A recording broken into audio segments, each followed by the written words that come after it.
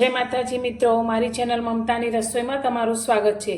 आज आपणे बनावीशुं एक वाटकी बेसन मांथी झटपट बनी जतो नास्तो। तो तमे सवारे बाळकोनी लंच बॉक्स में पण आ नास्तो बनावीने आपी शको छो, अथवा तो साँजे पण तमे आ नास्तो बनावी अने खाई शको छो। तो तेना माटे मैं अत्यारे एक वाटकी चणानो लोट लीधो छे, जेने आपणे एक मोटा बाउलनी अंदर लई लईशुं। અને તેની સાથે અત્યારે મેં એક વાટકી ચોખાનો લોટ લીધો છે, તે અંદર લઈશું। તમારી પાસે ચોખાનો લોટ ના હોય તો તેની જગ્યાએ તમે સોજી પણ લઈ શકો છો। હવે તેની અંદર આપણે મસાલા કરીશું। તો અત્યારે આપણે ખૂબ જ ઓછા મસાલા સાથે આ રેસીપી તૈયાર કરીશું, તો પણ ખાવામાં એકદમ ટેસ્ટી બનશે। તો અત્યારે આપણે થોડો અજમો લીધો છે, તે અંદર એડ કરીશું। સાથે આપણે એક નાની ચમચી વરિયાળી લીધી છે, તે અંદર લઈ લઈશું। અને સ્વાદ પ્રમાણે અત્યારે આપણે મીઠું એડ કરીશું। તો મીઠું અત્યારે આપણે એક નાની ચમચી જેટલું લઈ લઈશું। હવે બધી જ વસ્તુને આપણે સારી રીતે મિક્સ કરીશું।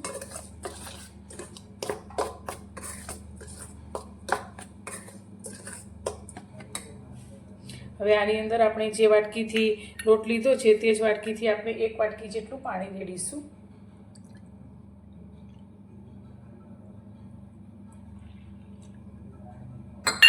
લોટને આપણે પાણી સાથે આ રીતે મિક્સ કરીશું।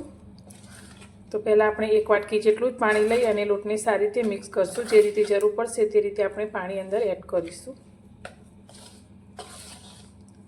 તો અત્યારે આપણને થોડું પાણી ઓછું લાગે છે, તો ફરી આપણે અડધી વાટકી જેટલું પાણી લઈ લઈશું અને સારી રીતે મિક્સ કરીશું।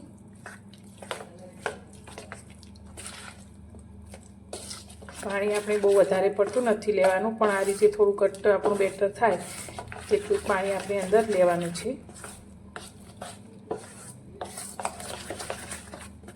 તો આ રીતે આપણે મિક્સ કરી લીધું છે। તો હવે તેની અંદર આપણે થોડા શાકભાજી એડ કરીશું। તો તેમાં આપણે સૌથી પહેલાં એક ડુંગળીને આ રીતે ઝીણી સમારી લીધી છે, તે અંદર લઈશું। તમારી પાસે જે પણ શાકભાજી હોય અને તમને જે પણ પસંદ હોય તે તમે અંદર લઈ શકો છો। એક ટામેટાને આ રીતે ઝીણું સમારી લીધું છે, તે અંદર લઈશું। એક અડધા કેપ્સિકમને આ રીતે ઝીણું સમારી લીધું છે, તે લઈશું। સાથે તીખાસ માટે 2 લીલા મરચાં તીખા આ રીતે ઝીણા સમારી લીધા છે। 8 થી 10 લીમડાના પત્તાને મેં આ રીતે ઝીણા ઝીણા કટ કરી લીધા છે। આનાથી શાક આજે બનાવીશું રેસીપી, તેનો ટેસ્ટ ખૂબ જ સરસ આવશે। અને સાથે આપણે થોડી કોથમીર લીધી છે, જેને આ રીતે ધોઈને સમારી લીધી છે। હવે અત્યારે નાસ્તાના કલર માટે આપણે થોડી અડધીથી પણ નાની ચમચી જેટલી હળદર એડ કરી દઈશું। અને બધી જ વસ્તુને આપણે આ રીતે સારી રીતે મિક્સ કરીશું। તો આની અંદર તમે દૂધીનું છીણ, ગાજરનું છીણ પણ ઉમેરી શકો છો।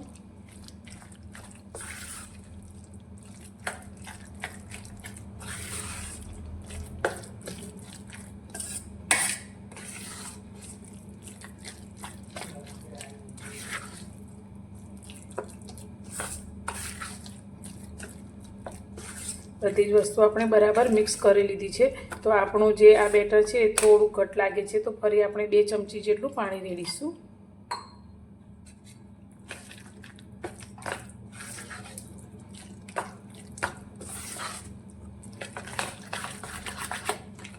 હવે આપણો આ નાસ્તો એકદમ સરસ ફૂલેલો બને તેના માટે અત્યારે મેં અડધી નાની ચમચી જેટલો ખાવાનો સોડા લીધો છે, તે અંદર લઈ લઈશું અને તેને પણ સારી રીતે મિક્સ કરી લઈશું।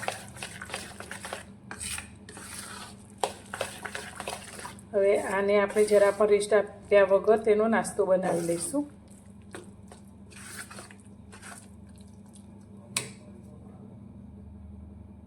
હવે આપણે નાસ્તો બનાવવા માટે અત્યારે એક લોખંડની જે રોટલી માટેની તવી હોય તેને ગેસ પર રાખી લીધી છે। તો અત્યારે આપણે કોઈ પણ નોનસ્ટિકના વાસણનો ઉપયોગ કર્યા વગર આ નાસ્તો બનાવીશું ને નાસ્તાને આપણે તળવાની પણ કોઈ ઝંઝટ નથી। તો અત્યારે આપણે ખૂબ જ ઓછા તેલમાં આ નાસ્તો બનાવીએ છીએ। તો અત્યારે આપણે અડધી ચમચી જેટલું તેલ આ રીતે તવીની અંદર લઈ લઈશું અને ગેસની ફ્લેમને અત્યારે થોડી આપણે ધીમી રાખીશું। હવે તેની અંદર આપણે થોડાક રાઈના દાણા આ રીતે લઈ લઈશું। અને રાઈના દાણા થોડા ફૂટવા લાગે એટલે આપણે તેની અંદર થોડા તલ એડ કરીશું.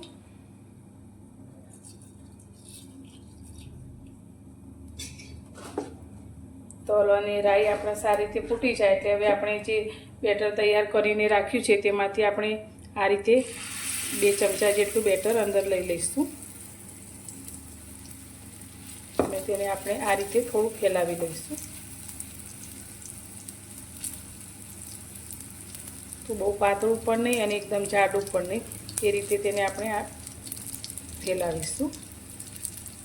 તો તમારે જેટલી સાઈઝનો નાસ્તો બનાવવાનો હોય તે સાઈઝ પ્રમાણે તમે કરી શકો છો.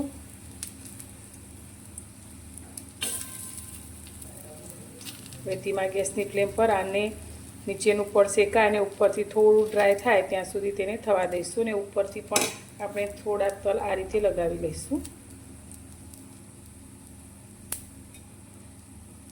ઉપરનું પણ આ રીતે થોડું ડ્રાય થઈ ગયું છે તો હવે તેને આપણે આ રીતે નીચેથી ફેરવી લઈશું તો એકદમ ઝડપથી આ નાસ્તો નીકળી જાય છે. અને હવે નીચેથી પણ આપણે તેને શેકાવા દઈશું. તો આ નાસ્તાને બનતા વધારે સમય નથી લાગતો, ફક્ત 1 થી 1.5 મિનિટમાં બનીને તૈયાર થઈ જાય છે. તો એક પીસ બનતા ખૂબ જ ઓછો સમય લાગશે છે, તો તમે 10 જ મિનિટમાં આ નાસ્તો બનાવીને તૈયાર કરી શકો છો.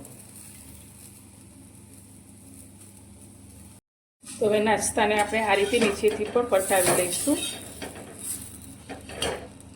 તો નીચેથી પણ એકદમ સરસ રીતે નાસ્તો આપણો ચડી ગયો છે.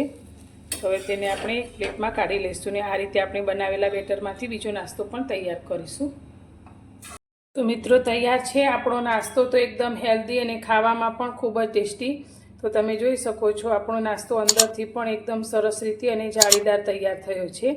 તો આને તમે ટામેટાની ચટણી સાથે અથવા તો એમનેમ પણ ખાશો તો પણ ખૂબ જ ટેસ્ટી લાગશે અને બાળકોને તમે લંચ બોક્સમાં પણ આપી શકશો. તો ખૂબ જ ઝડપથી આ નાસ્તો બનીને તૈયાર થાય છે. તો તમને મારી આ રેસીપી કેવી લાગી? જો પસંદ આવી હોય તો વિડીયોને લાઇક કરજો, શેર કરજો અને મારી ચેનલ પર નવા છો તો ચેનલને સબસ્ક્રાઈબ કરવાનું બિલકુલ ભૂલતા નહીં. તો ફરી મળીશું એક નવી રેસીપી સાથે નવા વિડીયોમાં.